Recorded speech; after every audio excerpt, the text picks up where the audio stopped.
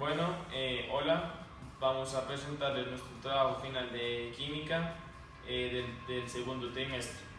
Vamos a hablar sobre la solución en la química, en la física, cómo funcionan estas, sus diferentes usos. Vamos a hablar también de la coloide, de qué es la coloide, sus diferentes usos, cómo funciona. Vamos a hablar del efecto Zinat. Vamos a hablar de la suspensión, vamos a hablar de la sangre, los compuestos de la sangre, el uso de la sangre, básicamente todo de la sangre. Y para finalizar vamos a hablar sobre la orina, para qué sirve la orina. Para empezar, primero vamos a explicar la solución en la química, que se define como una mezcla homogénea de dos o más sustancias, en la que sustancia disuelta se denomina como el soluto y la sustancia donde se disuelve se denomina como el solvente. El soluto es una sustancia disuelta en una solución y es la que tiene menor cantidad en esta. Y el solvente es la sustancia que va a disolver el soluto. Ahora como ya tenemos clara la definición de la solución en la química, vamos a ver unos ejemplos. Entonces, para la solución del aire podemos ver una mezcla homogénea en el soluto, que sería el oxígeno, el dióxido de carbono u otros, y el solvente sería un nitrógeno. Es una mezcla homogénea porque en el momento de que se disuelven no hay manera de separar las sustancias. Otro ejemplo que podríamos ver podría ser el del vinagre, cuando el soluto es ácido acético y el solvente es el agua. Y pues acá hay diferentes ejemplos.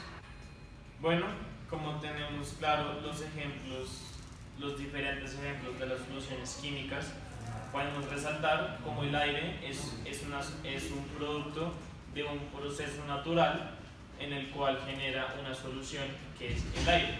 Entonces el aire se hace naturalmente. Sí, señor.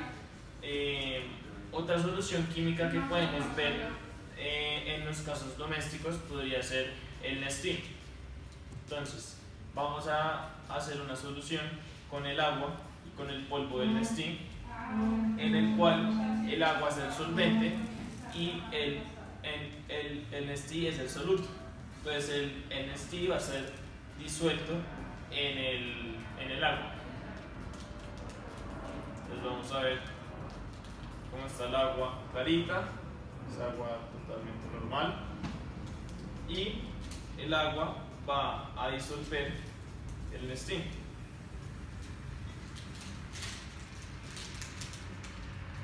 El soluto siempre es el que tiene menor cantidad en la solución, entonces simplemente con ponerle un poquito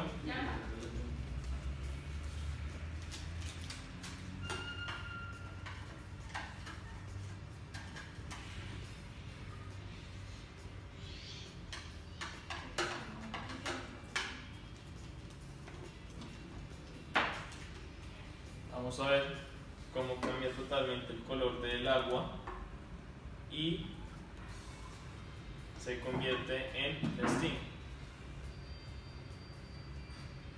Solución. Además, podemos encontrar diferentes tipos de solución química.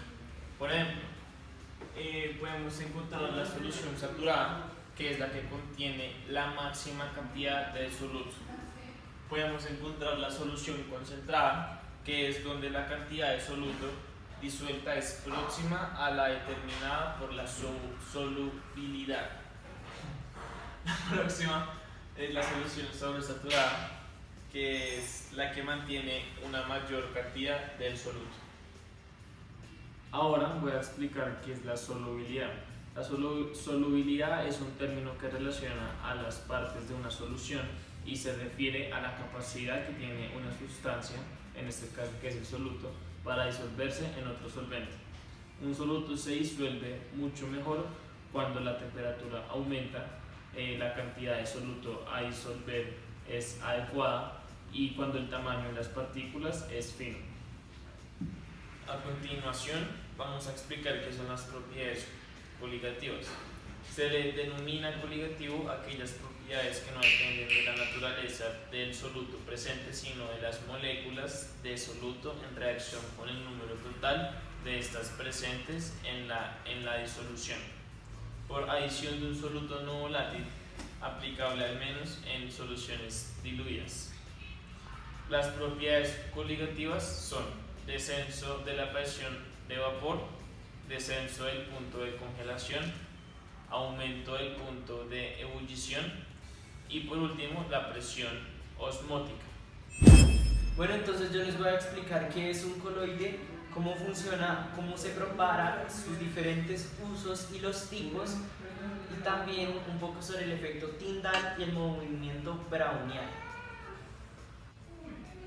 Entonces lo primero que vamos a explicar es qué es un coloide. Un coloide, tanto en física como en química, es una mezcla o un sistema conformado por dos diferentes tipos de fases. A las fases también se les puede llamar, en este caso, estados de la materia. Normalmente se le da entre un fluido o también, como se le puede decir, un líquido con un sólido de partículas muy pequeñas. Como ya mencioné antes, un coloide es una mezcla entre dos tipos de partículas de diferentes fases, ya sean entre un líquido y un sólido, que es lo más común, pero no solo existen esas, también existen muchas más, y estos son los tipos de las combinaciones de los coloides. Entonces, teniendo en cuenta solamente tres estados de la materia, que son gas, líquido y sólido, el primero sería en fase dispersa el gas con un líquido en fase continua, normalmente crearía una espuma, como por ejemplo la espuma de afeitar, o un gas con un sólido que crearía espuma sólida. En fase dispersa un líquido con un gas crearía aerosol líquido, como puede ser la niebla.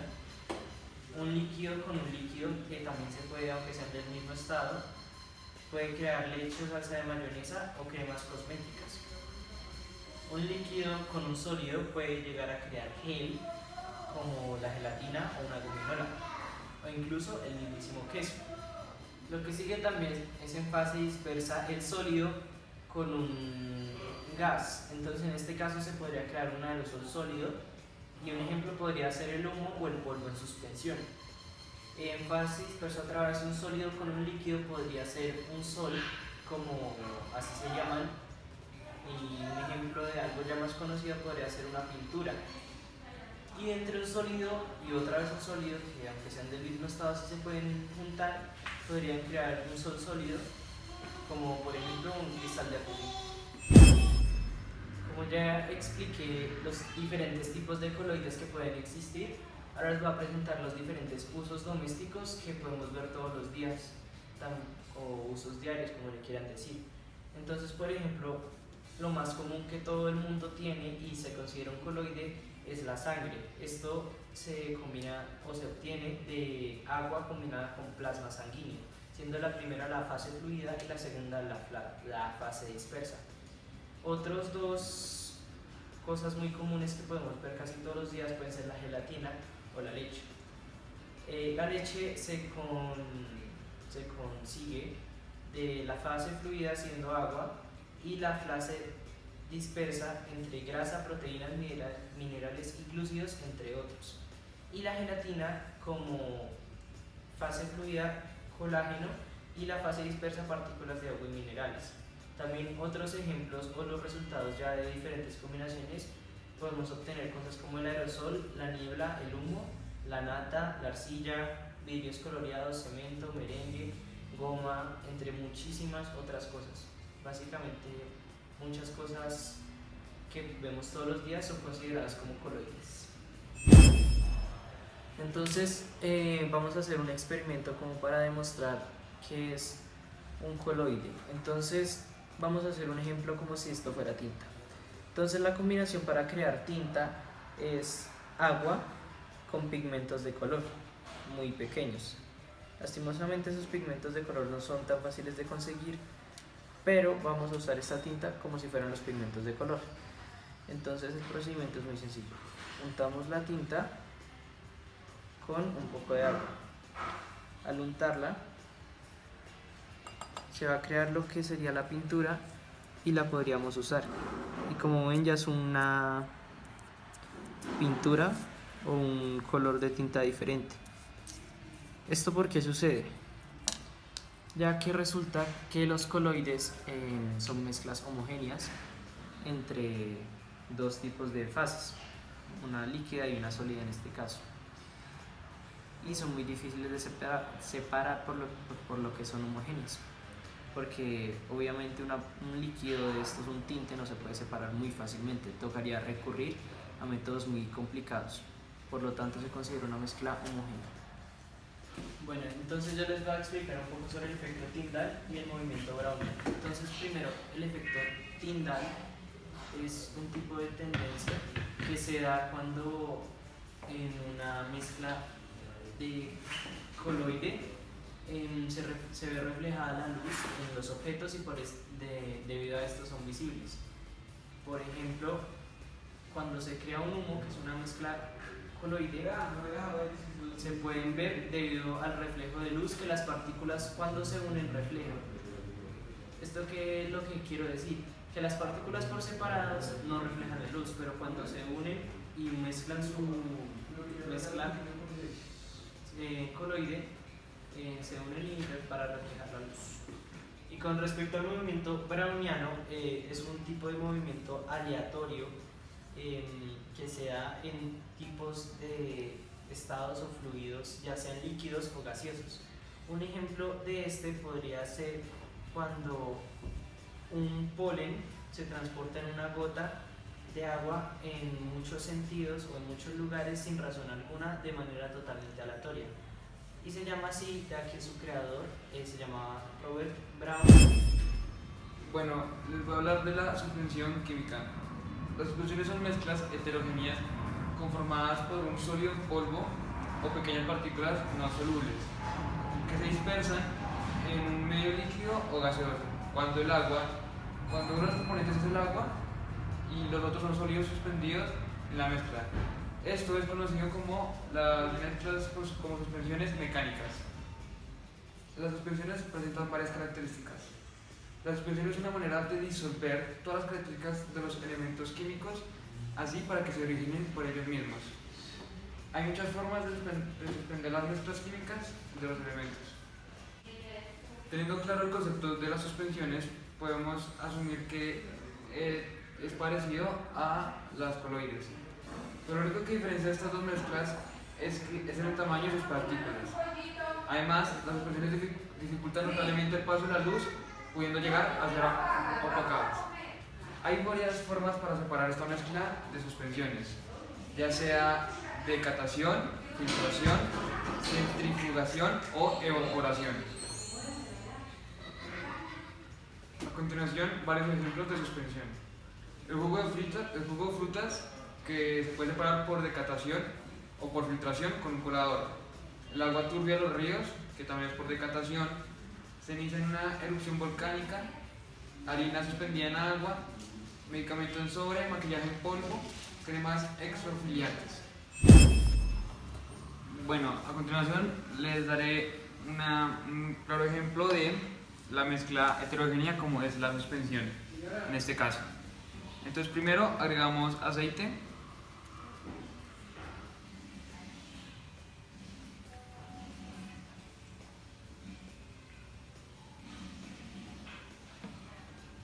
Después le echamos agua.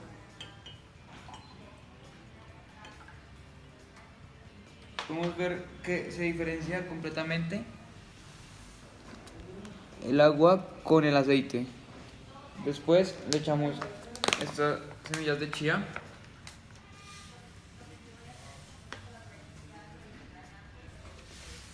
Y podemos ver 3 capas.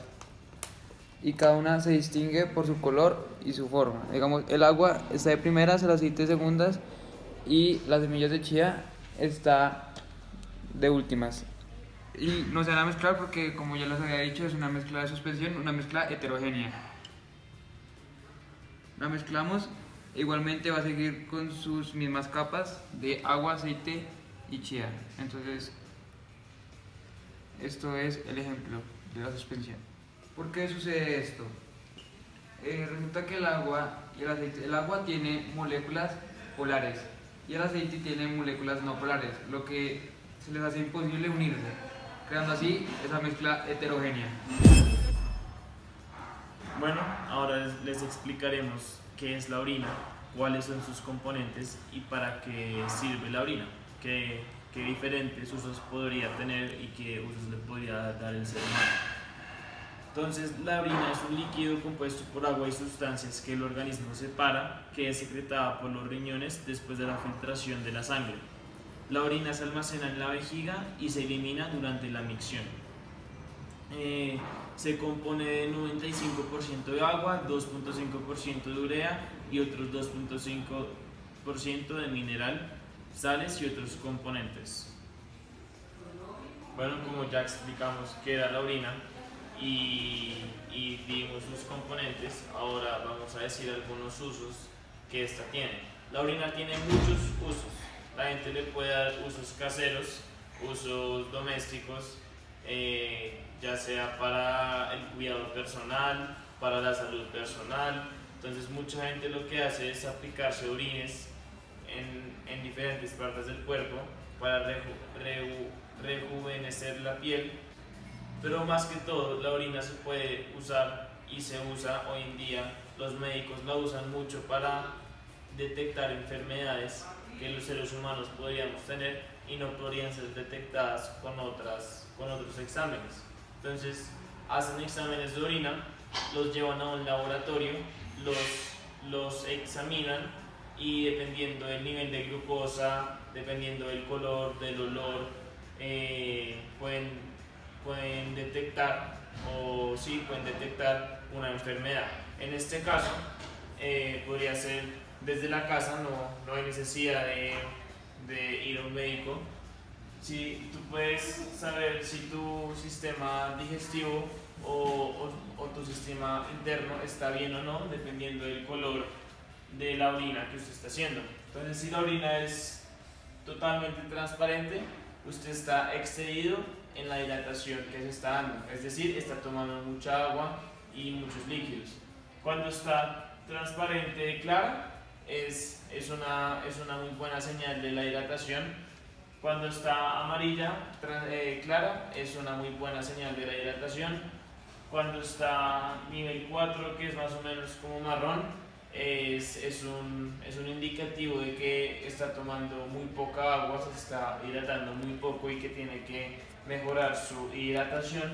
Cuando está en el nivel 5, que es ya marrón más oscuro, ahí ya entraría en el tema de la comida, porque si usted consume algunos alimentos como la remolacha, la mora, alimentos así, les puede afectar el color de la orina, y básicamente estos tres colores son por la comida que usted está ingiriendo. Bueno, entonces ahora les vamos a explicar qué es la sangre, para qué sirve y su compuesto, cómo está compuesto químicamente. Entonces, primero, ¿qué es la sangre? La sangre es aquel líquido que recorre nuestro cuerpo todo el tiempo, todos los días de nuestra vida, hasta que nos morimos.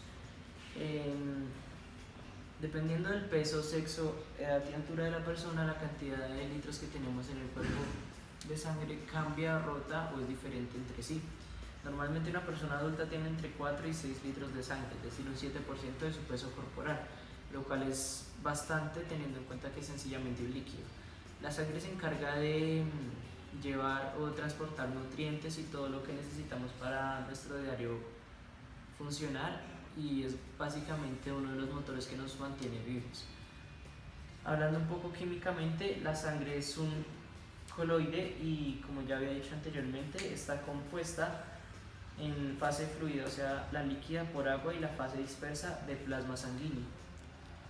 A continuación voy a decirles los componentes de la sangre. Tenemos 4 principales, que es el plasma, los glóbulos rojos, plaquetas y glóbulos blancos.